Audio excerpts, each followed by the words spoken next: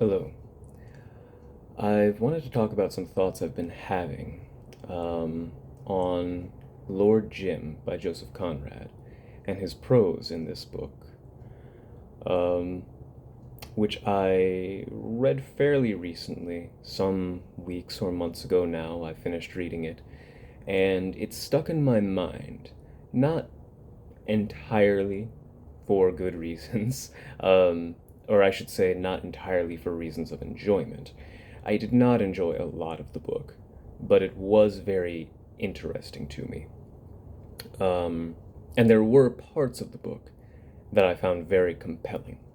And whenever I have that kind of ambivalent reaction to a text or any piece of media, really, it's a good indication that I'll come back round to it eventually, and that maybe my thoughts will change on a reread, for example. And I think I will reread this book at some point. But um, for now, I just wanted to get some thoughts out about the prose, which was one of the things in large parts of this book that I think interrupted or slowed down my reading experience. Conrad has a very unique style. This was my first adult encounter with it. I read Heart of Darkness in high school, like a lot of people, and I recall really enjoying it. I think at that time, the prose and Conrad's style, his voice as a narrator, was really new. I'd never read anything quite like it, and that excited me. At that age, I think novelty is really engaging. We don't have quite as much discernment over what works or what doesn't. But in any case, I was struck by the fact that I hadn't really read anything quite like it before. And now I kind of wonder whether that's a good thing, that that people don't usually write this way. Um, I'll give you an example from early in the book.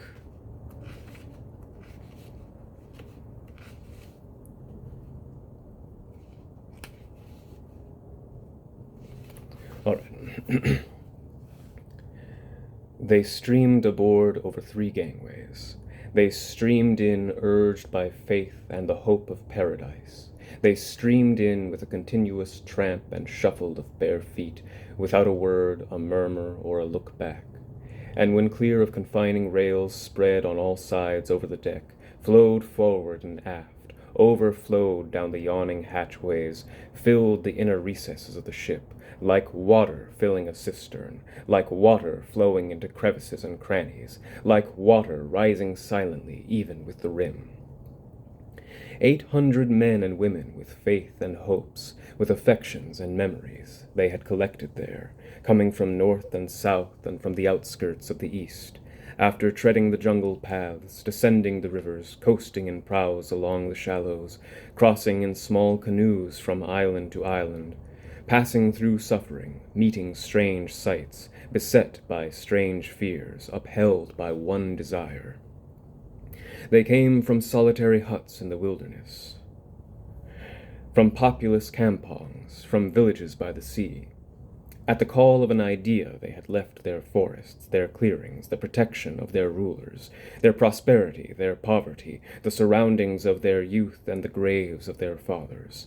They came covered with dust, with sweat, with grime, with rags, the strong men at the head of family parties, the lean old men pressing forward without hopes of return. Young boys with fearless eyes glancing curiously, shy little girls with tumbled long hair, the timid women muffled up and clasping to their breasts, wrapped in loose ends of soiled headcloths, their sleeping babies, the unconscious pilgrims of an exacting belief. Now, maybe on its own, out of context, I should say this scene is setting up um, a situation whose consequences will drive the plot. But as these people, these faceless, nameless people, flood onto this ship, Um, we're not really given an indication of their significance, and in fact, they don't have a significance to the plot, really. Again, the consequences of what happens on this ship will be important to the plot. They inform a lot of the main character's later decisions.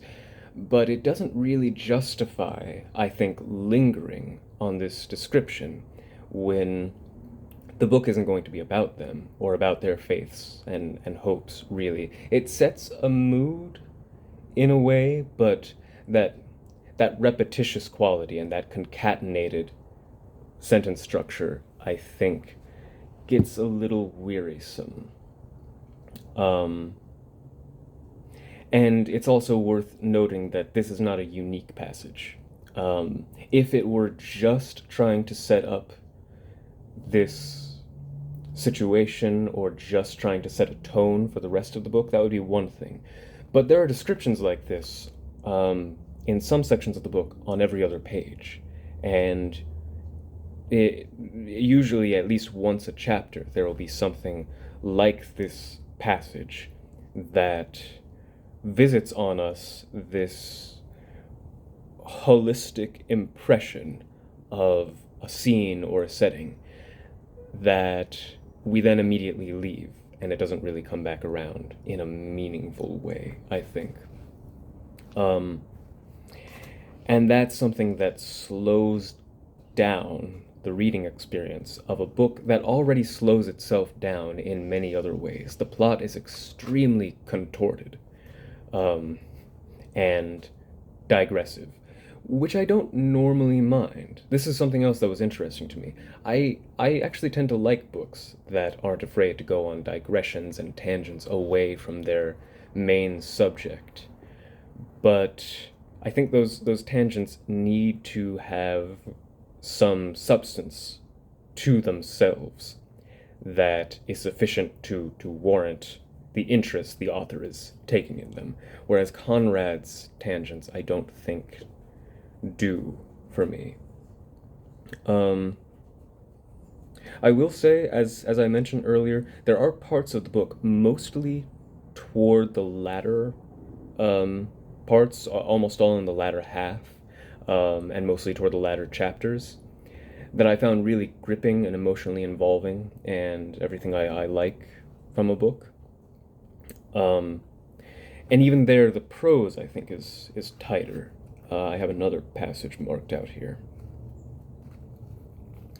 Um, so this is much later in the book, and I think the situation isn't very important to understand, but there's kind of a standoff in the jungle, and um, it runs. When the sun set, the glare of many brushwood blazes lighted on the riverfront, and between the double line of houses on the land side threw into black relief the roofs, the groups of slender palms, the heavy clumps of fruit trees. Brown ordered the grass round his position to be fired. A low ring of thin flames under the slow ascending smoke wriggled rapidly down the slopes of the knoll. Here and there a dry brush caught with a tall, vicious roar. The conflagration made a clear zone of fire for the rifles of the small party, and expired smoldering on the edge of the forest and along the muddy bank of the creek. A strip of jungle luxuriating in a damp hollow between the knoll and the Rajah's stockade stopped it on that side with a great crackling and detonations of bursting bamboo stems. The sky was somber, velvety, and swarming with stars.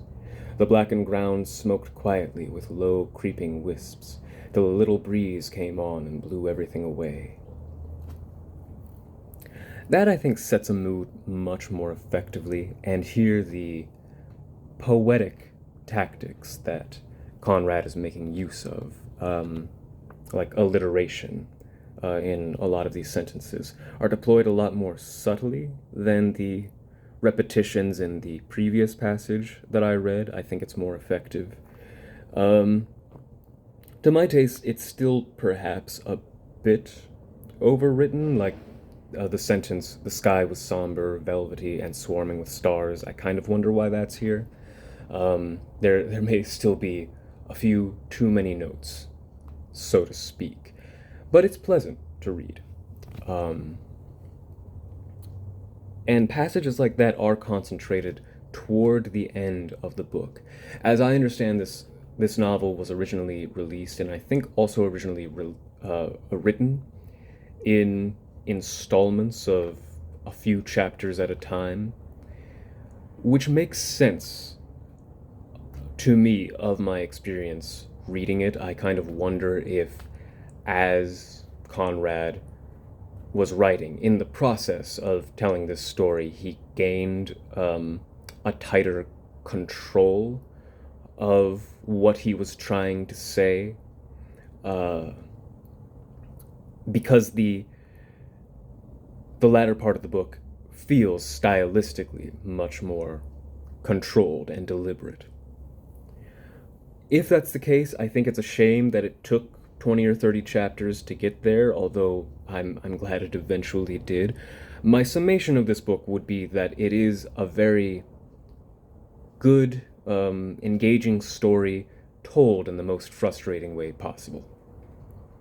Maybe that's interesting. I don't know. Um, there is one other shorter passage that I think is relevant here. Um, if I can find it. It is also earlier in the book, um, and it is kind of a narrative note by Marlowe, who is the character that tells most of the story in this book. This comes after another of those long descriptions, like the one I read earlier. Just glancing up at it, he's I don't know. I don't know of anybody that ever had a glimpse of him after he departed from my knowledge, sitting inside a ramshackle little gharry that fled round the corner in a white smother of dust. He departed, disappeared, vanished, absconded. I mean, I'm reading it with a kind of humorous tone, but I don't think humor is actually what Conrad is going for here. And after this passage, which goes on long after, and there's a lot before that little bit, Marlowe says, "All this happened in much less time than it takes to tell. Since I am trying to interpret for you into slow speech the instantaneous effect of visual impressions." I wonder if this isn't a statement of artistic intent on Conrad's part. And if it is, I would ask why. Why do we need all of these visual impressions?